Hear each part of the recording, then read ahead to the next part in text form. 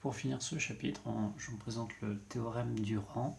Donc le théorème du rang donne en fait une propriété entre la dimension du noyau et le rang, sachant que le rang c'est la dimension de l'image.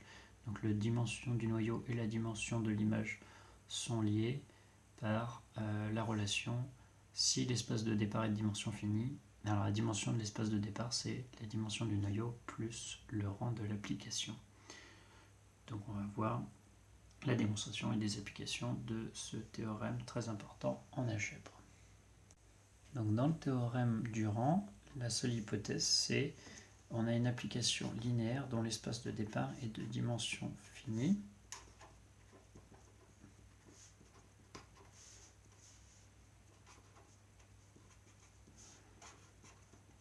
Et donc on veut écrire une égalité entre dimension de E, la dimension de noyau et la dimension de l'image. Donc pour ce faire, on va essayer d'introduire une application qui est un isomorphisme, comme ça on aura une égalité entre l'espace de départ et l'espace d'arrivée. Donc ce qu'on va utiliser déjà, c'est que l'espace de départ est de dimension finie, donc tout sous-espace admet un supplémentaire. Donc le seul sous-espace qu'on connaît dans F, c'est par rapport à l'application, c'est son noyau. Donc on a ker F un sous K espace vectoriel, donc on sait qu'il existe un supplémentaire.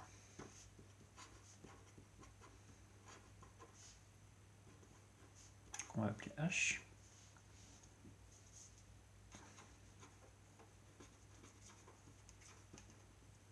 C'est-à-dire très clairement, on a E qui se décompose comme étant le noyau, la somme directe avec un autre espace que j'appelle H. Donc on obtient cette chose-là.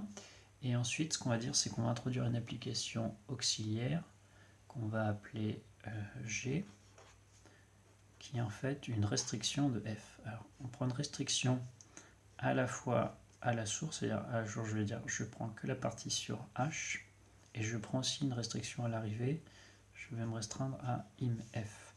Donc c'est une application qui va de H dans imf. Alors, ce qu'il va falloir démontrer, c'est que G, c'est encore une application linéaire. Donc déjà, on a G doit être bien défini. Alors, pour que l'application soit bien définie, il faut que pour tous les éléments de l'espace de départ, il s'envoie bien dans imf.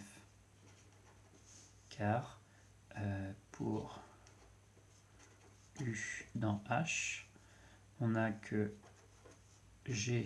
Donc en fait, l'idée c'est que quand on fait une restriction, on ne change que les espaces, par contre on ne change pas du tout la correspondance, c'est-à-dire qu'un vecteur U associe toujours f de U.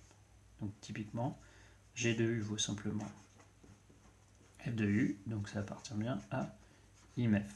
Donc en fait l'espace d'arrivée est bien cohérent, c'est bien dans imf. Donc G est bien défini. Ensuite, il faut réussir à démontrer que G est linéaire. Alors ça c'est pareil, c'est purement factuel parce que la correspondance est identique et f est linéaire.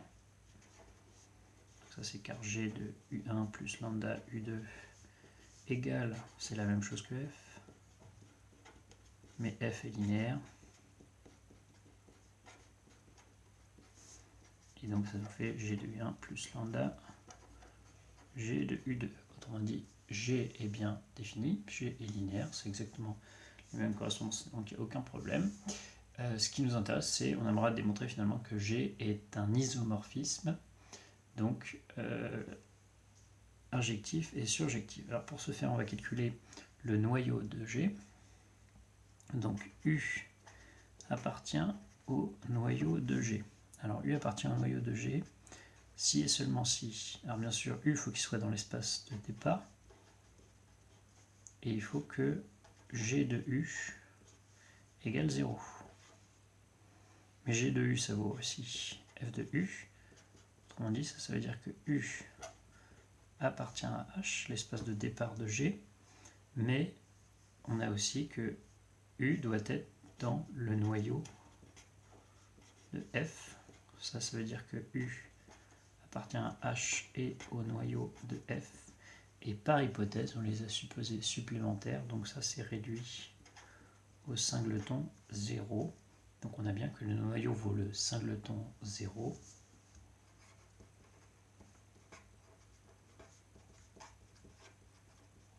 Et l'application G est injective.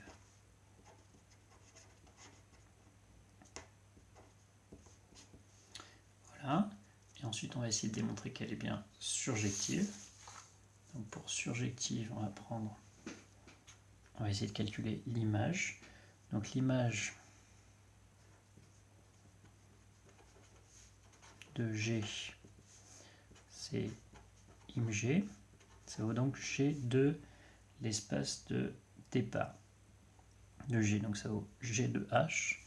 Et G de H, on sait que c'est la même correspondance. Donc autrement dit, ça vaut F de H. Alors le problème, c'est est-ce que ça vaut bien l'espace d'arrivée, c'est-à-dire est-ce que ça vaut bien IMF. Alors on va calculer séparément IMF, c'est-à-dire que IMF, ça vaut F de E, mais E, on l'a décomposé comme étant le noyau plus H, ce qui est finalement est égal à l'image du noyau plus l'image de H, et on sait que l'image du noyau c'est 0, donc il ne reste que l'image de H. Donc l'image de G vaut l'image de F, autrement dit l'application est surjective. Parce que IMF c'était donc l'espace d'arrivée de l'application G.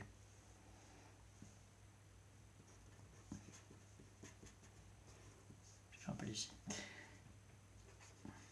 Donc G est surjective. Donc ça nous donne toutes les propriétés pour dire que ainsi G est un isomorphisme. Et donc si G est un isomorphisme, c'est-à-dire que l'espace de départ et l'espace d'arrivée de G ont la même dimension. En particulier, on va écrire dans le sens le plus simple pour nous, c'est que, alors maintenant on va écrire dans le sens logique, c'est dimension de H égale dimension de IMF.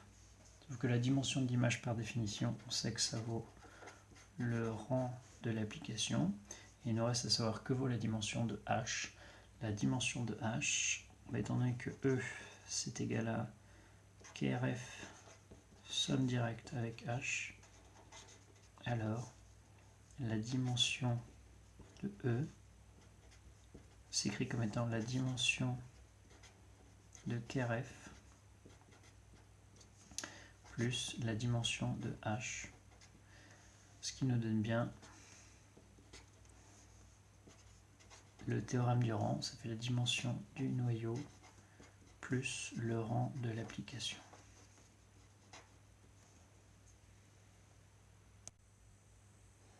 Donc on peut traiter cet exemple pour voir que peut nous apporter le théorème du rang. Donc il y a un lien entre la dimension du noyau et la dimension de l'image. Donc on démontrera encore une fois que l'application d'abord elle est bien linéaire.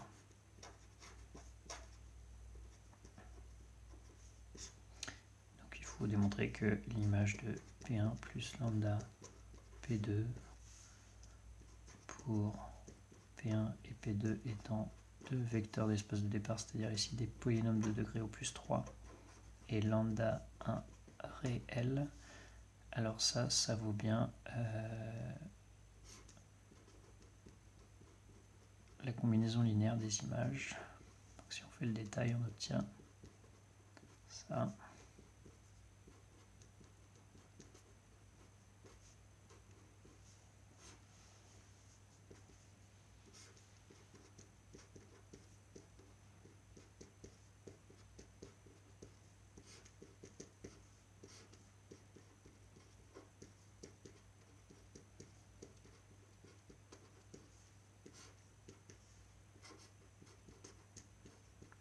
Voilà ce qui va être des vérifications assez simple mais qu'il faut écrire systématiquement dans vos copies.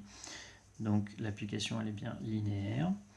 Et ensuite on peut essayer de regarder le noyau et l'image pour savoir si elle est injective, surjective. Alors ici par exemple on peut s'intéresser au noyau en premier.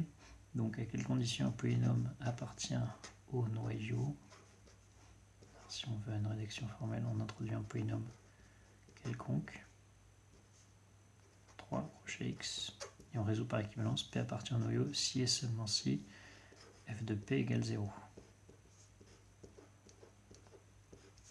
Alors ici, comme on est sur les polynômes, on a quelques arguments arithmétiques pour raccourcir.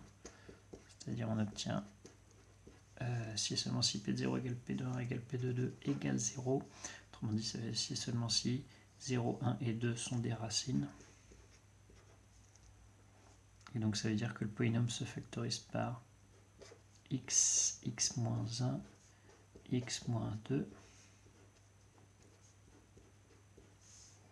Et donc, étant donné qu'on a déjà un polynôme de degré exactement 3 et ici un polynôme de degré O plus 3, ça veut dire que le facteur qui reste, c'est un scalaire, autrement dit c'est le coefficient dominant, si et seulement si P de x égale lambda facteur de x, x-1, x-2 pour lambda appartenant à R.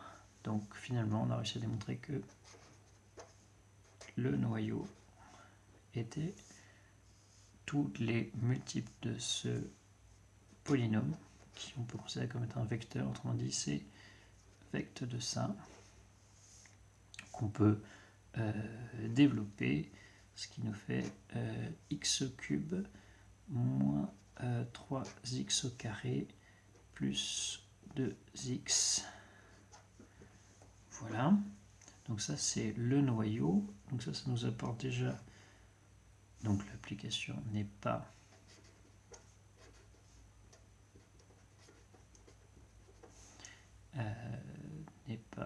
injective.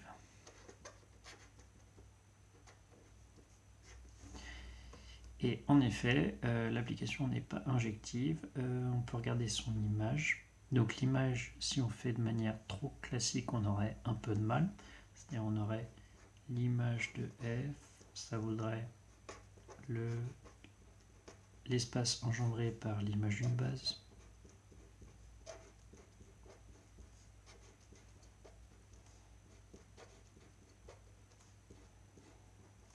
Égale le vecteur.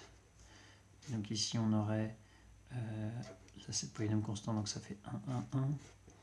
Là c'est le polynôme x, donc ça fait 0, 1, 2. Là c'est le polynôme x carré, donc ça fait 0, 1, 4. Et enfin le dernier c'est le polynôme cube, ça fait 0, 1, 8. Donc il faudra réussir à démontrer que ça c'est quel espace. Autrement dit, est-ce qu'il y a des relations entre ces différents vecteurs? Alors oui, il en existe justement, et les relations sont renfermées par le noyau. Et si on veut expliciter, c'est on a finalement que f de x au cube en 3x au carré plus 2x égale 0. Donc finalement, comme l'application linéaire, ça fait f de x au cube moins 3 fois f de x au carré plus 2 fois f de x, ça vaut 0. Autrement dit, les vecteurs, les trois derniers, f de x au cube, f de x au carré et f de x sont liés par cette relation-là, donc le dernier serait inutile. Alors ça nous fait beaucoup de choses, et puis la question c'est est-ce que c'est les seules relations? Oui, c'est les seules relations parce que le noyau est réduit à ça. Autrement dit, ça revient à dire on utilise le théorème du rang pour avoir la réponse plus simplement. Et on aurait pu se contenter de ça, c'est que le rang de l'application, ça vaut la dimension de l'espace de départ. Il faut faire attention à ne pas se tromper, bien sûr. C'est la dimension de crochet x moins la dimension du noyau. Et ici, ce qu'on a, c'est que l'espace de départ, c'est des dimensions 4, parce que l'ensemble des polynômes, c'est de dimension n plus 1. Et le noyau, c'est de dimension 1, parce que c'est le vecteur d'un seul vecteur. On dit on tombe sur 3, qui est exactement la dimension de l'espace d'arriver. Donc l'application, elle est par théorème directement sur le rang. Ça vaut rang est égal à dimension d'espace, donc f est surjectif.